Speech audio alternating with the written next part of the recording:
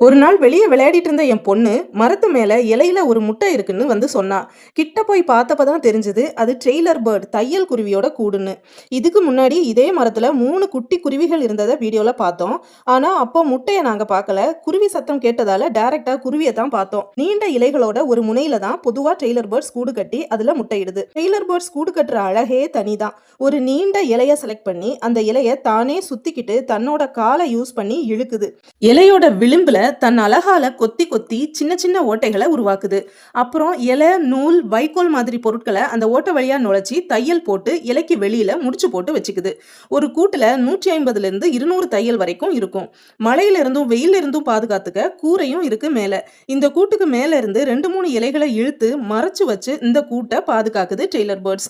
இந்த சின்ன ஜீவன்கள் எவ்வளோ நுட்பமா, தத்ரூபமா, கிரியேட்டிவா இவ்வளோ அழகான கூடை கட்டுது இல்ல. நீங்க டெய்லர் பேர்ட்ஸ் கூட்டை பார்த்திருக்கீங்களா?